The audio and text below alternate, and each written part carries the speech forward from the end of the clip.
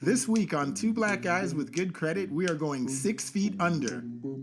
We are burying the dead and telling you everything you need to know. Two black guys with good credit. What's up, podcast family? My name is Sean. And I am Arlington. I know burying the dead is a topic that nobody wants to discuss, but the reality is we're all going to die one day. So, Sean, the question is, why did you choose this topic? Arlington, after knowing you for 25 years, I'm just trying to find an easy way to get out of this relationship, dude.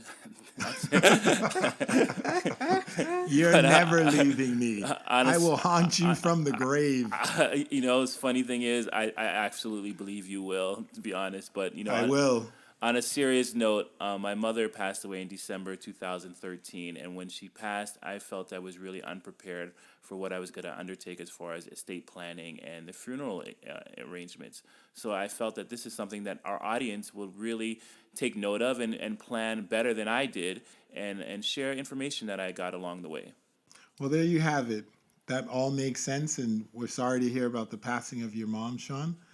And today we're going to have a lot of good information for you guys. So sit tight, and Matt, take us away. Thanks, Arlington. This sponsorship break is brought to you by Clean. Clean is a financial literacy program designed to educate youth in a fun and interactive way through class lessons, workshops, and web seminars. To bring it to a school or organization near you, please visit www.financiallyclean.com. Dion, the lady with the facts, please give us the history on wills and estate planning. Surely, Arlington. Wills appear to be the earliest form of estate plan, actually. Under Justinian Code in ancient Rome, written and oral wills were actually recognized, but they had to be approved by public officials. Okay, like Sean. That's right. I publicly approve you give me all of your money. Yes, I publicly approve that. And then in Anglo-Saxon England, it was actually royalty that approved land transfers and which were viewed as transfers of power. So then in the 12th century, there was something that was practiced called primogeniture. And that's where property automatically passed on to the eldest son. But by 1540, the Statute of Wills was enacted, allowing landowners to dispose of their land as they wished.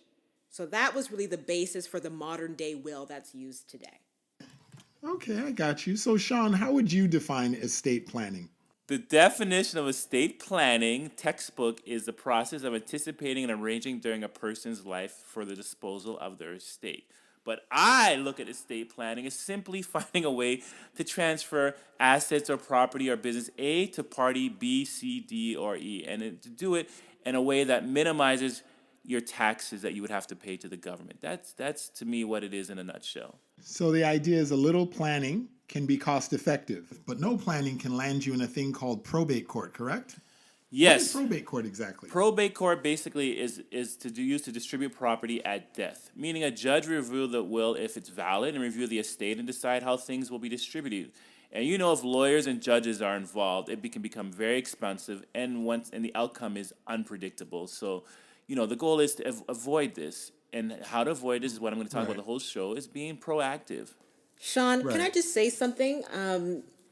I am so happy we are having this show, because I'm not sure if everyone's aware, but approximately 55% of American adults don't even have a will or an estate plan in place. And what's the stat? According to LexisNexis. And what's the stat amongst minorities? Because it's and that jumps even higher, Arlington. So for Black adults, it's 68%. And then it jumps even higher for Hispanics at 74%. Right. And I can be honest, keeping it honest with my audience. And, although we talk about this is stuff that we all need to work on. I need to work on my will as well and my estate planning and making sure everything is in order. And to be honest, unless you do it, your vote. What are you going to leave me, Sean? Unless you. Can I get the house? Can I get the house in Barbados? Yeah, sure. I've been a good friend. I'll just make sure I pull out every dime of equity out of it before I leave it to you and make you over. Anyhow, that's another conversation. That's such a Sean Linda move. But anyways, you would do that. You would do that. That's another conversation, my friend. That's why we're talking about burying the dead. Can I tell you a story? My grandfather's brother owned property in New York, and when he passed away, a distant aunt tried to seize title to that property by saying that there were no other living relatives. And my uncle, who was in the US at that time, this is all like in the 50s, late 50s, early 60s, When you were a young he adult? put a stop he he put a stop on the judgment and actually in the probate court and got my grandfather to come from South America, Guyana, to New York to say that he was a living heir. And my grandfather bought out my grandfather, because he's closer than the aunt, he got title to the property and gave it to my uncle. And that's how my uncle started Exactly. That's in one of the things I've learned from this whole America. estate planning. Like anybody can step up and say, "Yeah, I'm cousin or a family member to this person that Yeah, deceased," exactly. and then you have to take it through probate court, and the judge has to determine if this person is real or not. But the thing about it, what sucks is that it can cost you a lot of money just to get to the judge to render that decision that this guy's an idiot. He's not related to you, and he doesn't deserve anything. And by that time, you may have spent out all of the estate just defending it. So Right. Yeah. And but that kind of brings in why it's good to have that thing called an irrevocable trust, right? well, as we've all delved and we've argued on the side, audience may not know about this whole irrevocable trust thing. It has its pros and its cons, and one of the thing about it, that's the good thing about it, is it's irrevocable, meaning that it cannot be taken back, it cannot be argued against, in the sense that if I create an irrevocable trust and I assign, let's just say you, Arlington, for argument's sake, I assign you as my beneficiary on my irrevocable trust, that means I can't even make the change. I can't even update that or say, you know what, Arlington, no longer do I want you to be the person Wait, on you my. can't even update it? Nope. I've given all rights to the beneficiaries, which would in that case be you. So the only way it can amend or change is to say, you know what, I want out of this will. I'm giving Sean permission to update or amend this will. And once again, to me, the fix is it's not a perfect science, but we try to think outside the box for this show. And the thing is, it's about having a conversation with those that you have in your will or your beneficiary. That's to me the solution. If you're creating a will or an estate plan, I think this whole illusion of making these things a secret is yesterday. If you choose not to do an irrevocable will, you just do a traditional will. These things you can always update and change things along the way. You can always amend that unless you do the irrevocable. So don't think that See, that's my people fear, that people you'll like my cut me out family at the think last once minute. you write a will, that's it. It's signed away. It's in this book, and it's going to collect cobwebs till the day that they pass. That's not the case. The case is that Right. these things can be amended along the way. See- But it's the important see, thing is I to know you have a can will. amend. Is to have a will and to make all parties aware of what's going on. I don't think it needs to be something that's a secret or hidden away from people that you are leaving things for. But you're talking about wills. There's also the other type of will, which is a living will. Correct. So touch on that for me. A living will is something that if you have now no longer capable or able to handle your affairs, and you become under some medical circumstance that you want somebody to carry out your medical wishes, if you're unable to make those type of decisions. Well, that's a lot of information. We hope you guys picked up on it, but And- we'll be getting. Arlen, you may not know, We'll but be- I'm carrying out your living will as we speak. You're carrying out my living will. You just don't know. I'm not yet incapacitated, but the thing I wanted to say is I'm always super nice to you, so you don't amend me out of your will. And I'm kind of pushing for you to do an irrevocable trust You with say- me in it. You usually say this, but I'm going to say now. Let's go to commercial because that's another topic.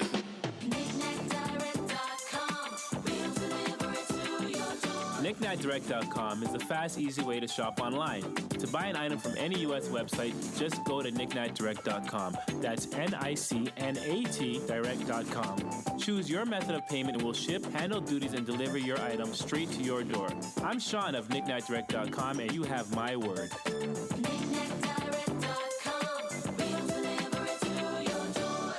At Shea Essence, they take great care in handcrafting their line of skincare, offering smooth textures and delicate natural aromas. They invite you to try their assortment of products for kids and adults and discover the difference Shea Essence can make in your life. Start shopping now at www.sheaessence.ca. Your skin is craving something good. So, Sean, what's up with this idea of you need to die with a net worth of $0? Well, Arlington, you brought up and in conversation with me, you can't put, I wish I could, but you can't put your bank balance or your credit score on your tombstone, right? So the point of having money after death is pointless. So what you want to do is you want to make sure that you've designated your assets or your money to your loved ones before you die, so they're taxed less. Fortunately, when my mother passed, well, I don't know if it's fortunately, unfortunately, but when my mother passed, she passed with cancer, and we knew ahead of time that she was going to pass, and so we had Right. time to prepare. So my sister and I tried as best as we could to make sure that we transferred all of her assets over into our names, so we didn't have to go through a lot of estate planning, a lot of things with lawyers and taking up fees, because by the time my mom passed away, we had all of our assets in our name transferred in, and that's the Well, game. wait a second. You're making a really you're jumping over a little point, which is how were you able to take control of her assets to even make these changes? You guys must have had some type of power of attorney, correct? Exactly. We got power of attorney, which those that understand the definition of power of attorney is a legal document that gives someone you to choose a power to act in their place. So when my mom was in the hospital, we had a power of attorney come, a bank come, and a lawyer come and give my sister power of attorney over my mom's accounts. And at that point, we started transferring a lot of our assets over into our names. So we didn't have to go through a lot of back end estate planning. And that's the thing. There's two ways in which you can die. You can die where, you will know you're going to pass and you're going to die unexpectedly. I think if you know you're going to pass, then you can plan things and have things in order among coming to your passing. If you're unfortunately, and you don't know when you're going to pass, that's when, yes, you have to fall into all this estate planning that we're talking about. But I think if you know beforehand, then you should hopefully have someone that you can trust in, your loved ones, you can give them a majority of your wealth so that they don't have to be taxed on it after you die. Well, they say there's several keys to strong estate planning, and one of them is definitely a will. Would you say a will is the easiest way to transfer assets with the least resistance? Well, we talked about it in the previous segment. I think the best would be the strongest irrevocable will, because that means nobody can contest the will, and as soon as you pass, it's transferred over right away, and that way is that the creditors can't get to the money, because what happens is if you have a will before It's an irrevocable will or an irrevocable trust? irrevocable trust. My apologies. Gotcha. With a will, what happens is everything has to be settled first before you can get paid out. So if your Right, parents you put you in probate court. Right. If your parents leave you cash in the bank, right? If Right. they leave you like $40,000 cash in the bank, but your parents left you with $60,000 in credit card debt, guess what happens? Before you can get to your accounts are frozen, and your Right. debtors are paid first. So the Their $60,000, accounts are frozen. your parents or whoever passed away, accounts are frozen, correct? And then the $60,000 is paid off first in debt, and then whatever's remaining you get, right? But with irrevocable, that doesn't happen. With the irrevocable trust, the creditors are kind of held at bay until things are sorted out. But you will still end up having to pay them as it goes along, right? Well, it gets back to the point I said earlier, and I know this is getting to be a little gray area, but like I said, if you know your family is passing away prior to them passing, the best thing is to transfer as much of the assets as you can over into your name, because once it's in your name, it's in your name. If you know if the death happens unexpectedly, that's when these things come into play. Right. So at the very least, we should have a will. Correct. Now, with the irrevocable trust, are there any additional advantages besides keeping your creditors at bay?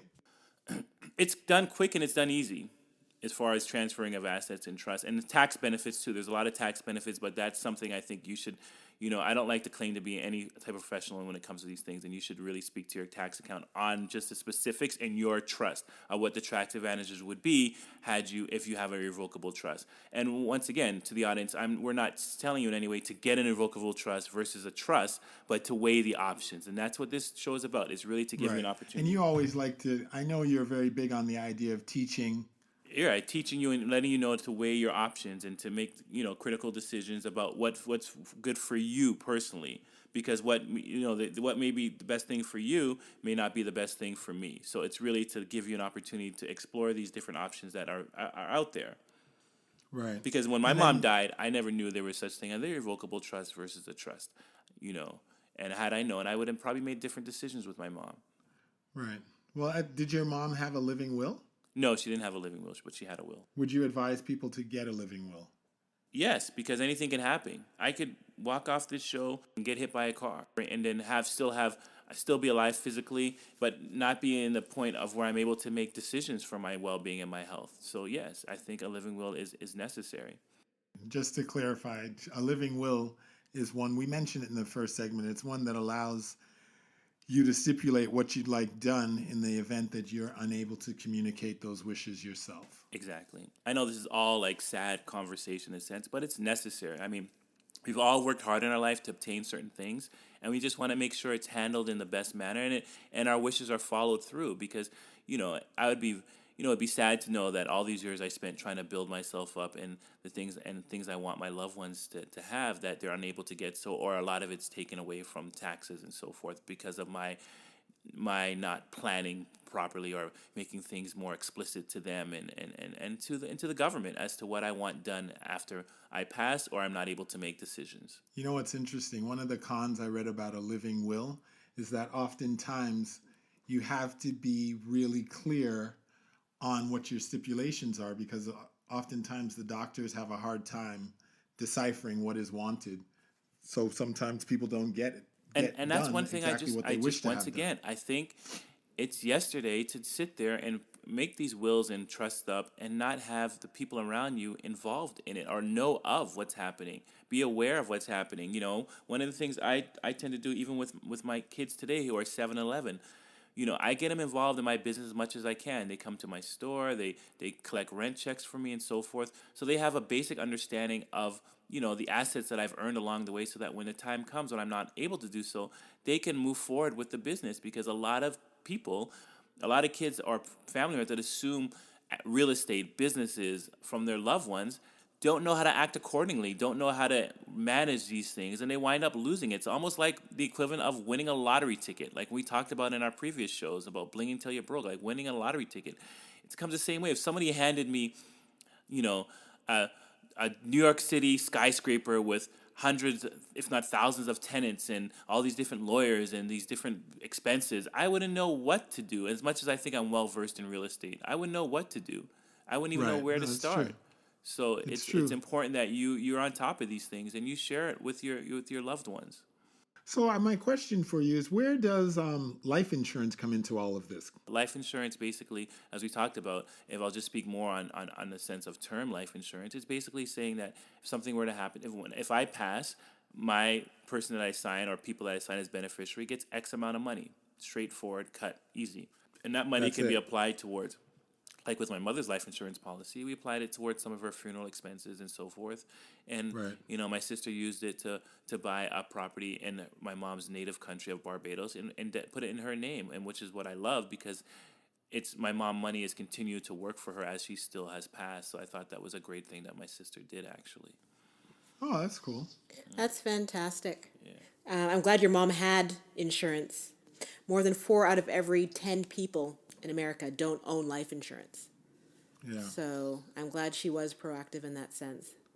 Yeah, she was. I mean, she was, and she really, made it a transition of, as far as funeral expenses and transition of her estate, not that complex, to be honest with you. And because my sister and I, we got along and we knew that it was all a 50-50 split, there was not even any argument on that end as well. So, it went as best But as it just could be.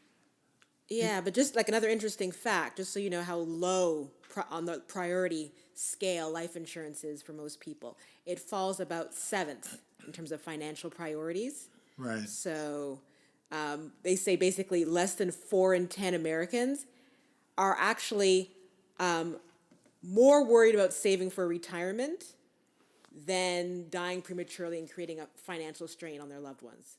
Sorry, two thirds of Americans. Like estate planning and then talking about life insurance right now and understanding that it's as vital as saving for retirement if you have those loved ones that you care deeply about. It's an important ingredient. Is there anything, Sean, that you learned from your mom's passing that you think could have been done differently or could have been handled better? Oh, I can't wait till we get on to the next top of our show, which is the funeral. I think the funeral part is when I made a lot of, what I would call just guessing and trying to do the best thing in a critical time. But if I had to do it all over again, I would have done it totally different. So yes, there is a lot of things. And as far as even getting back to a little bit on estate planning, Yeah. I think with my mom, I should have pressured her more to be a little forthcoming about, everything that she has set for my sister and I. And, Right. I advise kids, parents, if you know that you are a beneficiary and your parents have voiced that to you or somebody close to you have voiced that to you, I think you should really get on them to really explain to them what they want to see happen after your death. And if you are the person that have left people in your will, it's your responsibility when you're alive to share the information and share So you to felt them. like you were searching a little bit to Oh, find definitely. things? Like there was a lot of my mom.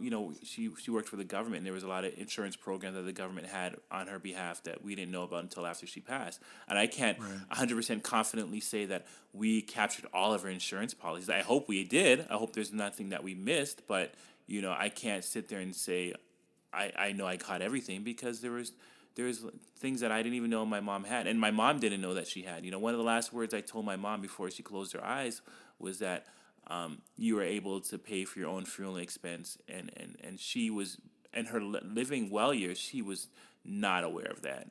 In no way that she would have enough money to pay for her own funeral, but she did. Wow. She did. So, these are things that I think should be shared.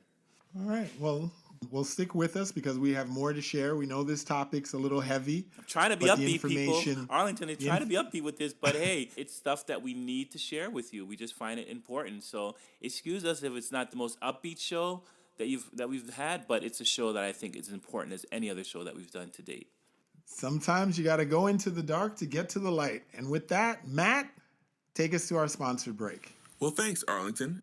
Canvas Malibu is a boutique and contemporary art gallery located in Malibu, California. At Canvas Malibu, it starts with art, and their curated offering of shoes, apparel, accessories, and art are a definite must-see. Canvas Malibu is located in the Malibu Country Mart or online at canvasmalibu.com. Starting a new business or growing an existing one requires someone who understands how to build brands. LIC Marketing Group will take the time to listen to your specific needs and help you achieve your business goals. With over 15 years' experience in branding and marketing, your company will be given the tools necessary to be recognized and grow in a challenging environment. Services include logos, websites, packaging, brand identity systems, marketing campaigns, and social media strategy. Call 718-932-6367 or visit licmarketing.com and click on Portfolio to see our award-winning designs. Don't wait any longer. Get started promoting your business today. So once you get your estate planned, your wills, your living wills, your irrevocable trust, you get all the paperwork in order, the next thing that could kill you is the cost of a funeral. So Dion, what is the most expensive funeral on record? Because some of these things are crazy. I heard of a guy getting buried in a Rolls Royce. Let me tell you, Arlington, I was shocked when I was doing my research. Ronald Reagan, our former president, $400 million. Damn funeral. Republicans. Damn. Would they bury him in a jet? That's funny. Sean, why are funerals so damn expensive? Well, let me tell you something. Not to put my business out on the street there. My initial quote for my mom's funeral was $40,000, and after I hustled and bustled, I brought that down to $18,000. And at the end of the day, what people have to understand, I was gonna say. Wait. How'd you go from 40 to 18? Well, this is what I'm gonna talk about, Arlington. How I went from 40 to 18. All right. First of all, I'm financially conservative, as we all know, aka cheap in some senses. AKA cheap. I like to use a politically correct term of being financially conservative. Although it's mourning, I have to justify in my head the cost versus the service. What am I getting for? What am I paying for $60,000? And some of you guys may not want to hear it, but to be blunt, this is what's involved in a funeral. They're picking up the body from the hospital in most cases, embalming the body. Embalming the body. Embalming. And what that means to those that don't know, because I didn't know what it means. It means I don't even know what you said. I mean the purpose. Dion. You mean embalming? Embalming. You know what? I'm gonna let Dion give a. Why do you keep saying bombing? Embalming. Dion, why don't you give a little history of what that is? Because then I can talk more Dion, about why don't you give a history of how to say Why don't balming? we save him, right, Arlington? Yeah, please, before he embalms somebody. Before he embalms himself. So just to let you know, embalming actually started during the Civil War. Oh, So wow. quite a few soldiers were dying abroad, and they needed to find a way to ship the bodies back for the Oh, wow. families. So that's when embalming began. Can you imagine, like, Believe it who or was not. the first dude that was like, aha, if we take everything out of them, they will Yeah, and last that's what I longer? want to say. And bombing means we just, when my mom Can you died, I bomb was like, someone okay, again? right away the hospital's telling you they're gonna send it to a funeral home and they're gonna pick it up and they're gonna embalm. And I'm like, okay, well, what I thought it was a law thing that has to be done by law, and really what it is, it's so my mom doesn't stink at the wake. They just suck out the insides and they stuff her like a turkey. And to me, I was like, you might as well have cremated her because all that's left of her is just the outer skin. The inside was just removed, and it's just so she Right. doesn't stink. And people don't understand that's not Can we just say required by smell? law. You don't have to Can we just say? embalm, and that costs thousands of dollars to He vacuum said my it. He mom said out. it. Dion, did you hear that? He said embalm. He did say embalm. He did say it. I Yeah, heard and it. it costs thousands of dollars to do this vacuum process that I don't see to be necessary in my opinion. If you look, there's certain oils that you can put on the body. There's certain things you can even just freeze the body, and then have the wake. And as the wake is going on, you are unthawing. Just don't have a 8 hour wake. Freeze it up. Wait, we're gonna get back to Although the freezing. interestingly enough, Sean, just so you know, people are moving away from, the typical burial you're talking about that would involve the embalming, it's- Right. and are moving towards cremation. Yeah. So just to put it out there, they're saying by 2030, 71% of funerals will entail cremation. And But let's get not back to the go cost. too Get back to the forward. cost. So Yeah, let's not go too forward into that good night. Sean, you really save money because you got a broker. Tell me about that guy. sadly enough, one of my closest friends' father passed away 6 months ahead. And what I do, and what everybody should do in any situation, not just with this, when you have a high expense, don't make it a secret. Put it out there. So I put it out there amongst That's my so close smart. friends. Hey, man, this funeral's going to cost me 40 grand. Do you know of any better way? Do you hear of anything else? Does this make sense to you? And you know what? One of my friends told me, hey, Sean, have you ever heard of a funeral broker? I'm like, a funeral broker? What is a funeral broker? He goes, yeah, they're these guys that they can go in there and they can negotiate pricing for you, look around, and get a better deal.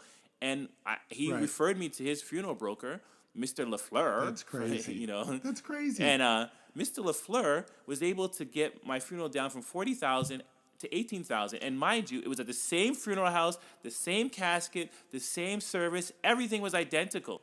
So a funeral broker is essentially a middleman for the funeral process. Exactly. Because if Now, everybody is he a knows, one-stop shop? right? Well, the one-stop shop thing is when you go to the funeral home, and that's where it's and people don't Broker's not a understand. Like one-stop. when you walk into a funeral home, everybody's somber, everybody's wearing suits, and you assume that these are people of like that are looking out for your best interests, or these have share the same religious beliefs as you, and so forth. No, these are Right. business people. There are business people. They make money off of dealing with the dead and dealing and managing people like yourselves. They are business Dion, people. don't we have a stat on the compensation that funeral directors receive?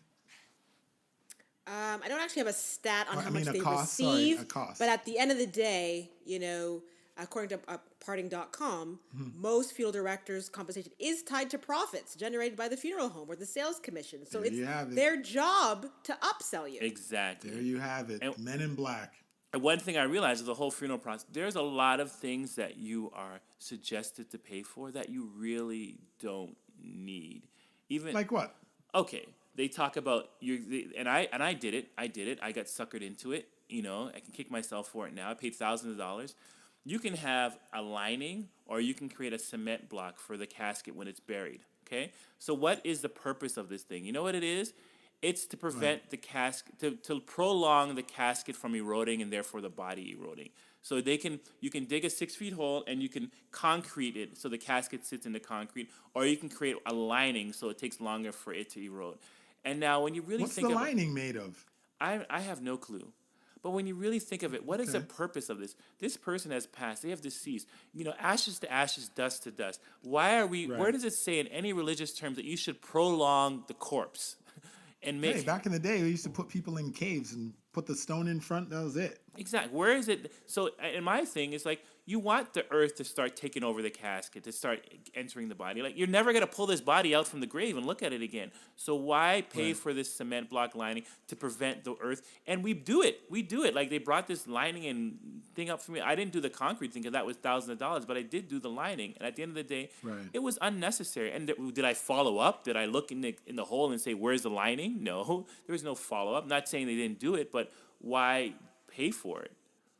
Yeah. Well, then that takes you, but then you can also do that more natural burial, the green burial. Exactly. Even the casket costs. I mean, you can go online and get a casket for $500 on Amazon, a pine casket, and people run away from $549 to be exact. people run away from pine caskets. But when you really research about it, pine caskets are probably the best because they disintegrate the fastest. Why When you say a pine casket, do I just have that picture of those caskets they take off the back of like a stagecoach in a Western? Why not? But why not? Am I? Why not? Listen, if I put my mother in a pine casket, she will haunt me for the rest of my life. There is no way. She wants the mahogany with the burgundy velveteen interior. Oh God, Or it's gonna be like a perhaps like Rolls Zsa Royce. Zsa Gabor, who has a 24 karat gold plated casket. Exactly. Worth $40,000. But you know what this People- does? What people don't understand. Yeah, we can talk about all that stuff in jest, but at the end of the day, Right. paying for all this stuff takes out of money either out from the estate that your family left for you or out of your personal pocket. And I think at the end of the day, my mom would be happy to know that my sister bought a property and named it after her, or helped pay for her kids to go to university, or my kids to go to university, rather than getting her a mahogany casket. So those Well, are the things that take in perspective. And when they're alive, ask me, like, what do I want to be buried in? After I read this stuff, and I understand it better, either cremate me or put me in a pine casket. If you want to put some Right. flowers there, I don't have a problem with that. But please, don't spend more than $500 or $1,000 on my casket. Let me tell you, man, there is no way my mom is going for any of those elements. Like, she wants me to shut down the streets. She needs 18 police in tow. The wake has got to last about 3 weeks so people can come from all ends of the earth. There's a lot that is demanded, but I hear you. I definitely hear you. But didn't you even come across something where you can rent a casket? Yeah, that's for cremation. You can rent a casket. If you decide to get cremated and you want to have a viewing for the body before you cremate it, you can rent the casket, lay the person in it, and then take them out and put them in the fire. And you can also buy a casket for cremation, and that's not required by law. A lot of people may want to, when you cremate, they want to put you in a casket, but at the end of the day, wrap me up in a sheet, throw me into the fire. Okay, I really brought up the rental casket because I'm dying to know. How long do you get the casket for? I don't Like, is it like a rental car? If you go over, they charge you for the next day? Do you get like 4 hours, 8 hours? Well, it depends how comfortable you are in the casket, I guess. But Wait, I think it's for the duration of the wake. do they have like the economy casket? Is I there don't know. But rent the one deluxe thing I know, casket? when you come to my wake, everybody, please make sure you have some kind of thing covering your face, your mouth, what is it? Because I am going to smell like a body should. Do not embroil me. Freeze me as long as you can. If you guys Did you say embroil now? embody me, What? whatever you want to Did do. you say If you guys decide to Embalm. embalm me, if you guys decide to stay late at my wake and drink, then you guys will know that, hey, there's gonna be a smell. My thing is they give you a 2-hour window, get there on time, pay your respects, and get the hell out of Dodge before I start unthawing, okay? So you're a fan of the ice. What was it? You had mentioned the ice technique where they can put you on ice and bring you out. Yeah, because I've seen shows where they're trying to figure out how to bring humans back to life. So in case I want everything intact, in case they figure it out. And give me a shock and bring me back to the world, So freeze me up and leave me alone. Just freeze me up and get to my wake early. That's the plan. Get there early. And I don't need a weekend of viewing my body. You have 2 hours, one day, that's it. Bury me the next day. Well, Dion, don't we have a stat on the cremation because it seems to be on an uptick? Yes. So as I was saying, more and more people are moving towards cremation. By 2030, they're saying 71% of people will use cremation. And I've researched online. You can buy an urn for $20. And at the end of the day, this urn is just holding, ashes. You don't need to spend $1,000 on an urn. Well, we could put you in a Pepsi bottle. Hey, Diet Pepsi, because I know you like Diet Pepsi. What are the church fees like? We didn't touch on that, and I think that's important because I think people I think, don't oh, want to I'm a get too member much of the into church. religious, but that's like. But they charge you. That's the conscious charge. The pastor and minister say, whatever you feel to give, you give. So you have to play on your conscience of what you should give, and also understand that you can't just walk into most churches or congregations and say, hey, Right. you have to have a relationship with that church or that synagogue, wherever you decide to want your service to be.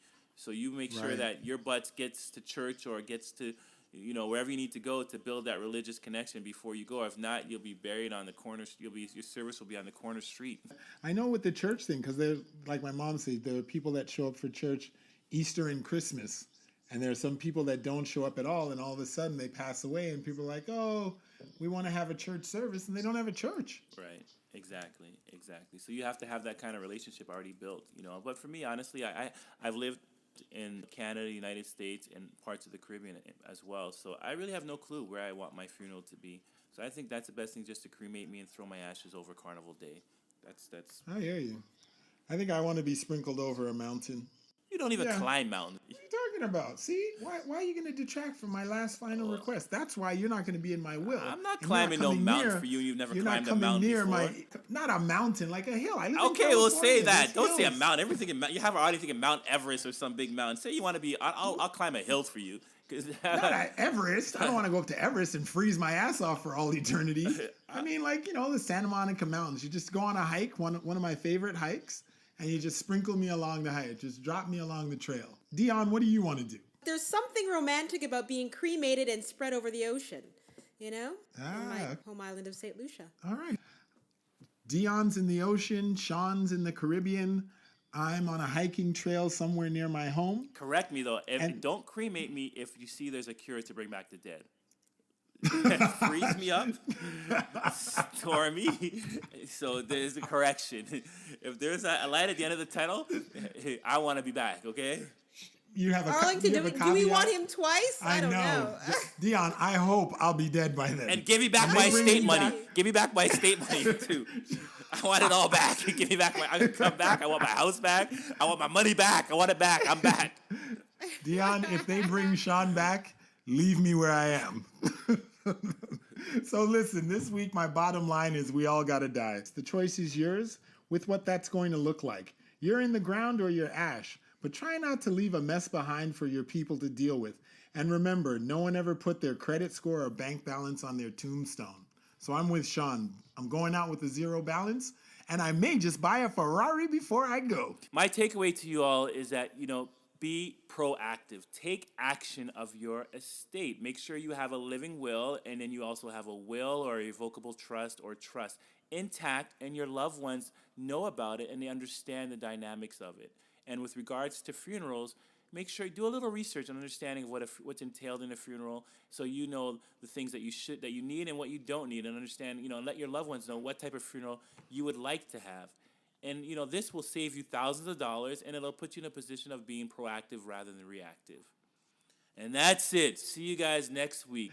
Remember to email your questions to 2blackguysgoodcredit@financiallyclean.com. Follow us on Instagram and Twitter at 2blackguysgoodcredit. And I'm Arlington, and I'm out. I'm Sean, and I'm out of here. And I'm Dion, and I'm out. Black guy with good